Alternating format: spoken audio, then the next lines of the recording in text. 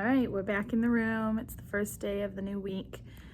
And I'm gonna show you a couple things that I did over the weekend and updated, and then we will get on with our day. I brought in a tree that I got from the teacher's lounge, and attached to the tree were actually some Christmas lights. And I was already planning on putting them up and around the bulletin boards on both walls. So I got a free set right there, and I'm gonna get another set for over here.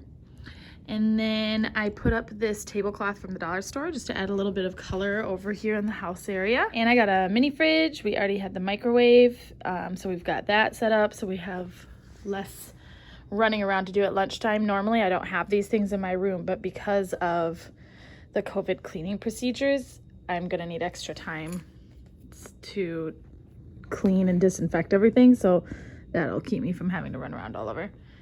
So now we're putting up there's some cleaning procedures we've put up, and Dawn is in the process of lining these shelves with this green paper because they look really trashy and I don't want our furniture to look like we don't take care of it. So she's doing that.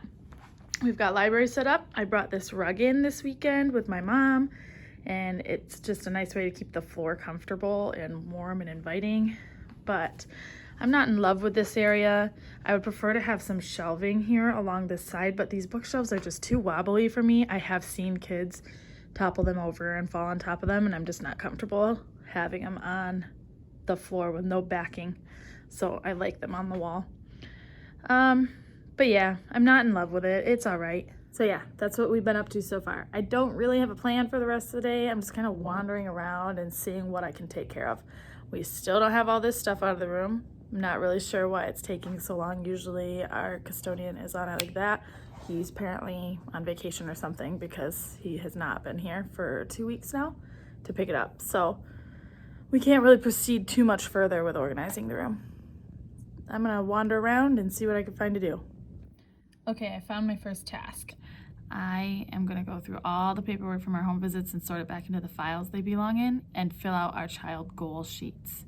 Well, I can't show you that though because of confidentiality, so we're just gonna skip to the next segment. Okay, it's sometime later, like I said it would be. And we just got the word that our janitor is for sure coming to pick up all this stuff tomorrow. So my associate teacher Dawn just sorted it all out, so it is like officially like this whole pile is going. And then this is the stuff that was like mixed in that we were actually keeping, or at least for now keeping, because we can't finish setting up the room until the other stuff is gone, so we don't know if we're gonna need it. So that's what we've just finished. And then now she's down asking the building janitor if there's another table for us to use, because this one that we're getting rid of is wobbly and we only have one other big one, but we have to have at least two because of the way we do small group. So I'm waiting to hear from that. We'll see what she says when she gets back. I got a text from okay, so it's a new day. I just got a text from my associate teacher saying that they picked up all that extra furniture today. So let's go see what it looks like. Good morning. Yay, there's floor. Oh, it's so open now. Okay, so here's the goings on so far. I came in, you saw the lovely floor, and then I went back to work on the files. So still stuff you don't get to see. Dawn, however, is going around the room and cleaning off all the shelves. They usually have labels on them. She's been taking all the labels off and cleaning off the shelves. Like, for example, these right here.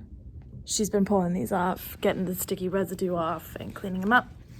And then she's gonna, I think, maybe handle some of our laminate issues that we've got going on. We're still laying them down and don't have tape yet to tape it down, but she's gonna line them up better. And there's some we have to trim. So she's gonna do that while I continue doing paperwork. Yay.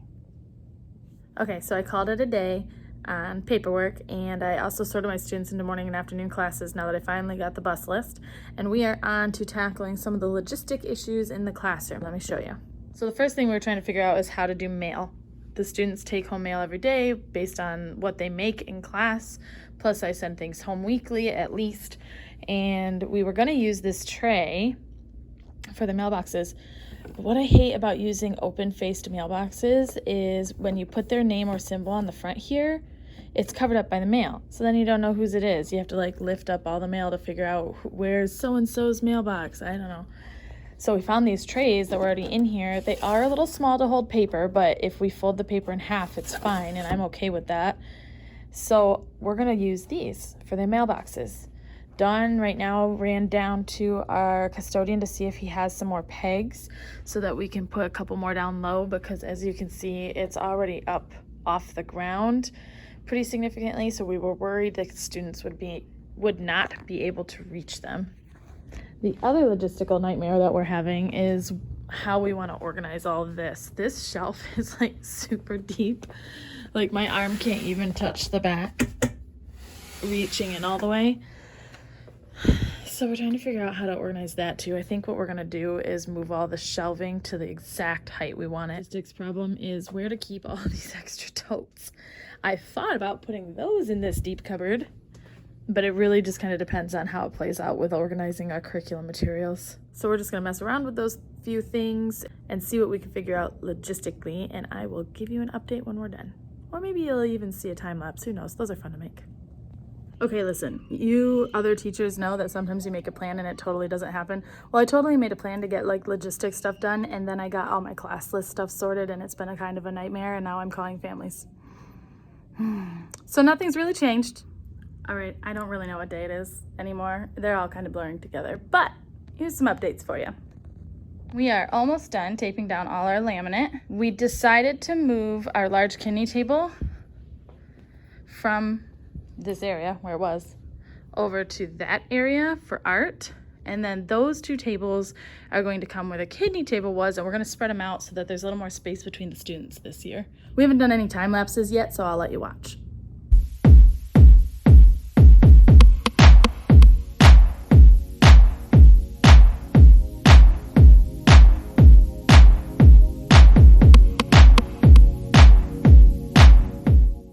Okay, so I do like this table over here. I think it works better for this space. I don't love these. I just hate these trapezoids so much. I can't put them together because we have to sit 8 students and an adult at them. This year it's actually 6 students and an adult. However, if I put them together, it's a hexagon. That's only 6 sides. I don't love it. I tried a couple different ways. Here, you know what? I'm gonna have you guys vote. You guys tell me which one you think works the best. Here we have option A, option B, option C, option D. I do know that these are uneven. That's minor. That's gonna change. So ignore that in the decision-making process. Tell me in the comments below which one you think is most functional for the classroom. And also which is most aesthetically pleasing. Thanks. I think I have one of those options that is my favorite, but I want to see what you guys have to say too, so I'm not going to tell you my opinion until next time when I reveal what was chosen. Not saying your guys' opinion will win, because who knows, I might come up with a reason that your guys' opinion sucks. But I still appreciate the thought. I just realized I totally forgot to show you guys what we did to the cabinet after we organized it. So I will show you now. Ta-da! This is where all our PPE is gonna go, and then all our cleaning supplies will go there. That's all our curriculum material. This is just stuffed there temporarily. Actually, I think I'm gonna use it as like header on the bulletin boards. It's extra laminate. So I think that's what I'm gonna use it for, but I just stuffed it in here just to keep it out of the way. And then these are all our curriculum books, and these are the puppets that we're supposed to use for the curriculum. So those are there. And I'm not entirely sure what I'm gonna use the bottom ones for yet. I'm thinking all those extra totes that we have in here, because they're really deep. So it'd be a good spot to store those, I'm thinking. So normally we have this area in our classroom called a safe place. It's just a place kids can go when they're feeling overwhelmed or angry or upset and they need some time alone. It is not a timeout. And this is what it usually looks like all set up. Unfortunately, because of COVID, I can't use any of it except the mat. So it's gonna look really bare when I'm done. I'm gonna put everything in here and store it up top so that it's at least close by in case something changes. We did hear that there is an approved fabric spray that we might be getting. So hopefully I'll be able to put the pillows and everything back in. But I'm gonna put all this away for now and put it up top. And all that's left is this sad, pathetic little mat. It looks so lonely in there. There's our safe place for now. Don't like it. Okay, listen, I'm really bad at filming when I get excited about the classroom, apparently. I've gotten a lot done today. Our classroom pretty much is set up how it's going to stay. We got almost everything out of the room that is not ours. The only thing I still need is something to store the kids' individual supplies. So art supplies, Play-Doh, and books. And I think I have an idea. I'm gonna show you, but I have to go into the store. Masking up! Okay, so it's a new day. I'm really bad at this, I'm sorry, but I'll show you the things I was just talking about. These are the drawers that I'm gonna use for storing the kids' things. I'm gonna have one for art supplies, one for sensory items like Play-Doh. I might put rice in there occasionally and they can just take the drawer out and go play with it with some little scoops, and one for books. So I'm gonna put them here. We'll have 24, one for each student. And I have friends and family who are sponsoring 1 or 2 students at a time so that each student can have one, but no person, no singular entity is having to spend a lot of money to buy them. So thank you so much to everyone that's donated money for those. I'm so excited to get them all lined up. I'm gonna place a bulk order through Walmart. I already talked to the manager about it and I cannot wait to see them all there and used. And oh, I'm so grateful. Thank you so much. Our supervisor is supposed to be here soon, so I will check in later. Okay, before my supervisor gets here, I keep finding these stop signs all over everything. All those drawers that were in the cubby room had these on them.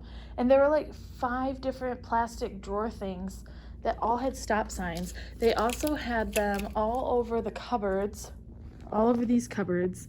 They had them on the doors, which, you know, the doors are fine. But geez, like how many teacher spaces did they have? That's a lot of like no access zones for the kids. So I am gonna throw all of those away because the entire classroom is supposed to be for my children, with the exception of the cleaning supplies.